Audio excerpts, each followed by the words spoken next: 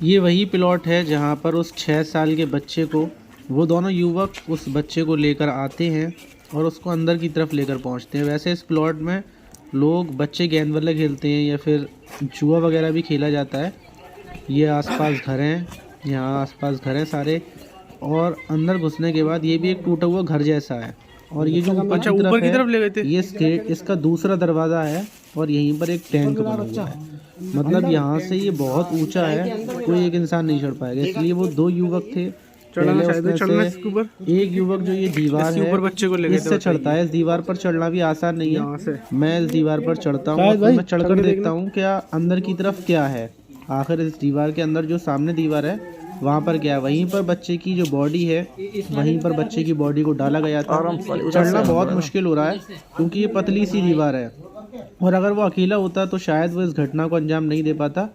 वो पहले खुद ऊपर चढ़ा है, जो लड़का था वो खुद ऊपर चढ़ा है, और दूसरा वाला नीचे खड़ा रहा है। उसके हाथ में छोटा वो बच्चा था, और फिर वो दीवार से, जैसे मैं जा रहा हूँ, इस दीवार से बिल्कुल चिपक कर अंदर की तरफ गया और फिर बच्चे को ऊपर लिया।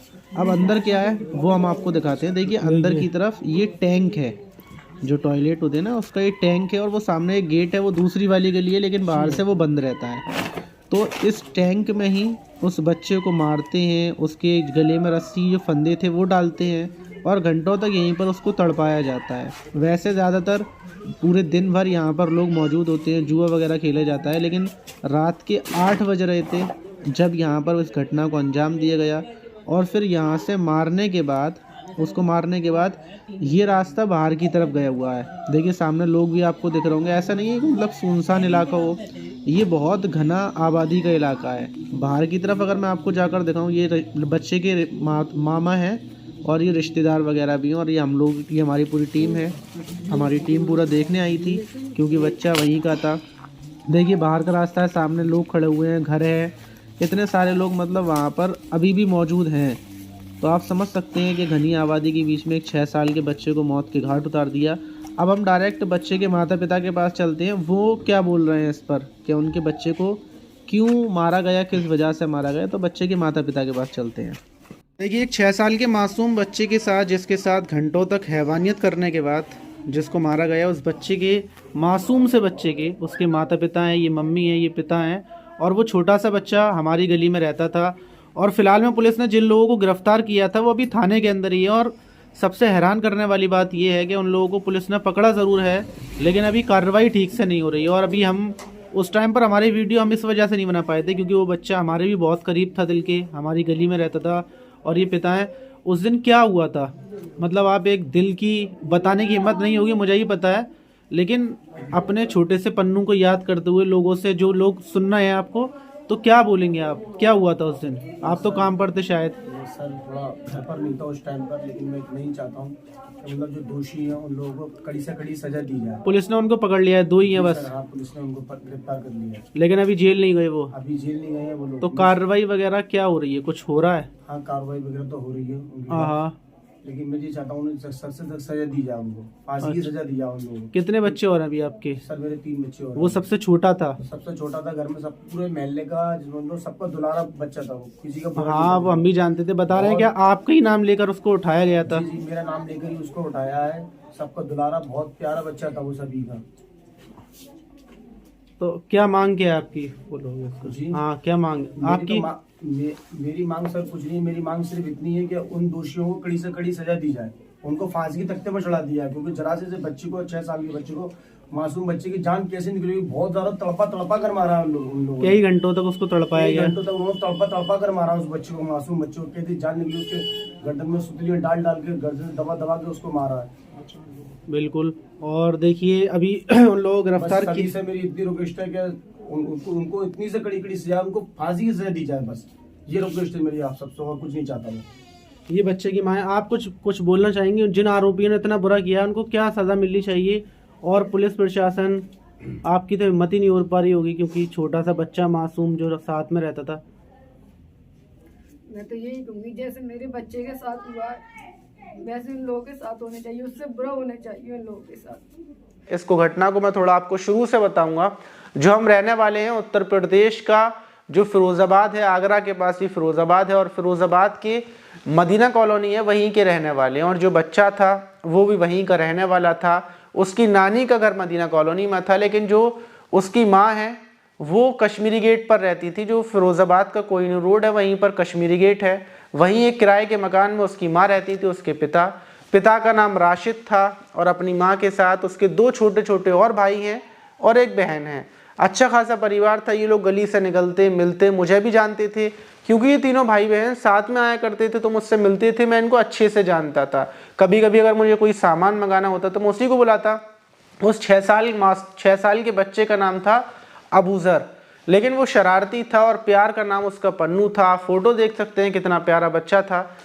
अब ऐसा ही सब कुछ चल रहा था, लेकिन अचानक से 19 दिसंबर की रात लगभग 8 बजे के टाइम पर वो खाना खा रहा होता है। खाना खाते टाइम जो कश्मीरी गेट का ही एक युवक था, लड़का था, जिसका नाम हाशिम था, जो उसके पिता राशिद का दोस्त था, वो आता है और बोलता है पन्नू तेरे पापा आ गए हैं।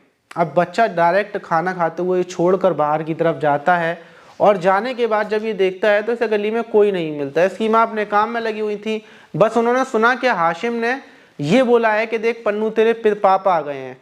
अब नॉर्मली उनको भी लगता है कि हाँ इसके पापा आ गए होंगे, लेकिन उसके बाद पन्नू बाहर जाने के बाद वापस अंदर नहीं आता। माँ का ध्यान जाता है कि अभी हाशिम जो पड़ोसी है हमारा, उसने मेरे बच्चे को बुलाया था, शायद उसके पापा आए और पन्नू को, जो अबूज़र था, उसको चीज़ वगैरह कुछ चीज़ दुकान से दिलाने के लिए ले गए होंगे। माँ इंतज़ार में रहती है, लेकिन 1 आध घंटे के बाद जब उसके पिता राशिद आ जाते हैं तो माँ पूछती है तुम्हारे साथ पन्नू गया था, वो कहाँ गया?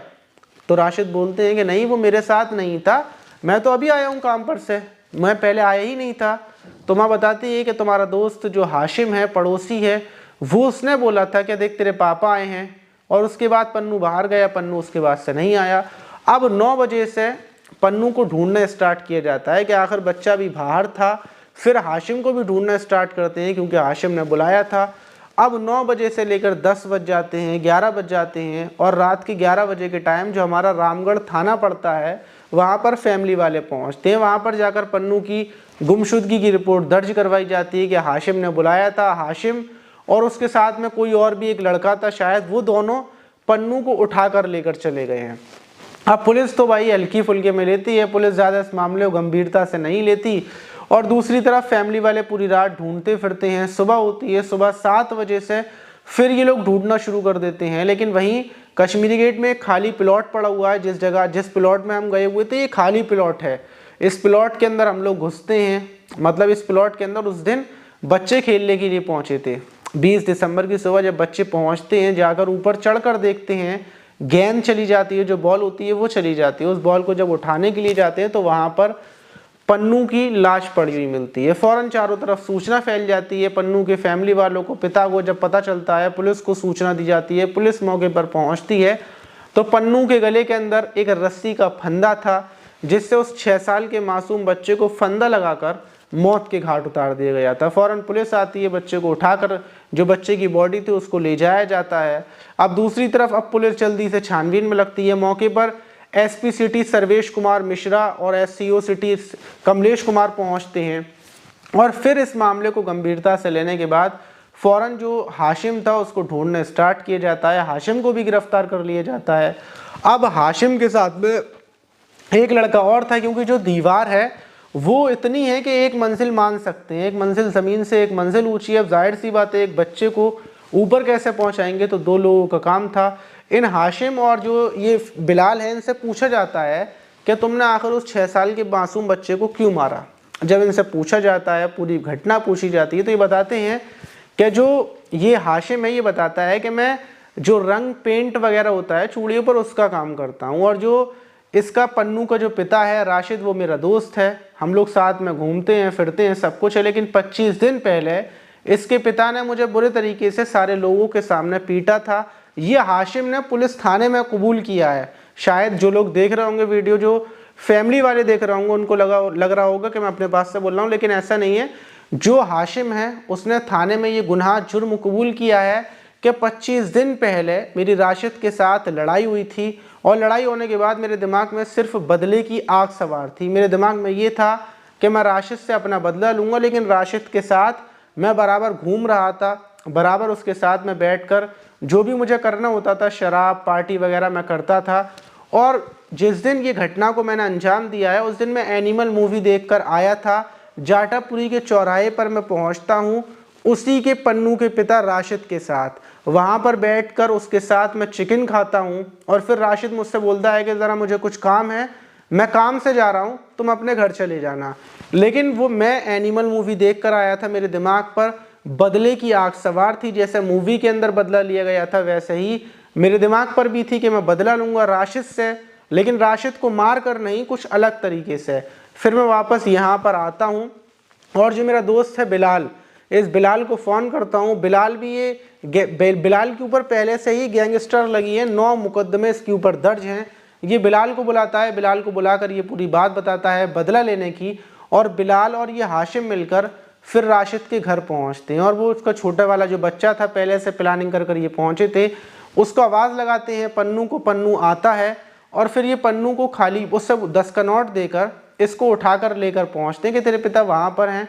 और पन्नू को ले जाने का इनका जो इरादा था, हाशिम बताता है कि मारने का बिल्कुल इरादा नहीं था, लेकिन जब हम उसको लेकर पहुंचे तो वो चीखने लगा, चिल्लाने लगा, तो उसके मुंह को दबाया, फिर वो काटने लगा और उसी पर मुझे गुस्सा आ गया क्योंकि मैं शराब के नशे में था।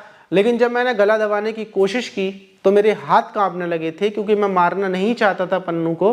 फिर उसके बाद मैंने वहीं पर पड़ी हुई प्लास्टिक की रस्सी उठाकर उसके गले को कसकर दबाया, और जब तक दबाया जब तक उसकी मौत नहीं हो गई।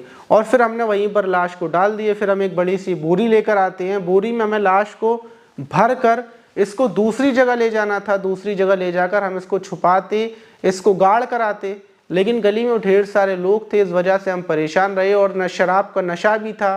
तो इसलिए वहीं पर जो टैंक है, ये प्लॉट में एक बड़ा सा टैंक बना हुआ है, उसी टैंक में डालकर और ऊपर से कूड़ा डालकर ये लोग वहाँ से भाग जाते हैं। इनको पता था कि ये पकड़े नहीं जाएंगे, लेकिन इनको पुलिस ने पकड़ लिया और फिलहाल में आज 22 दिसंबर को इनको जेल भेज दिया गया है। ये जेल में रहेंगे। लेकिन वहीं फैमिली वालों से जब हम मिले, बातचीत हुई, तो माँ ने ये बताया, पिता ने ये बताया कि पुलिस हमसे ठीक से बातचीत नहीं कर रही थी, रामगढ़ के SHO सही से बात नहीं कर रहे थे और पुलिस सही से बात नहीं कर रही थी। तो पुलिस इस मामले को दबाती है और पुलिस जिसके साथ भी ये घटना होती है, पुलिस उनको दबाने की कोशिश करती है, उनसे बोलती है कि मामले को दबाओ। लेकिन अगर किसी के साथ कुछ भी हो, सबसे पहली बात मैं आपको ये बता रहा हूँ कि अगर किसी भी थाने में आपके साथ कुछ होता है और थाना अगर आपकी सुनवाई नहीं कर रहा है, तो आप सबसे पहले SP सिटी के पास जाएं, CO सिटी के पास जाएं, SSP के पास जाएं, या फिर डायरेक्टली आप SSP साहब के पास जाएं।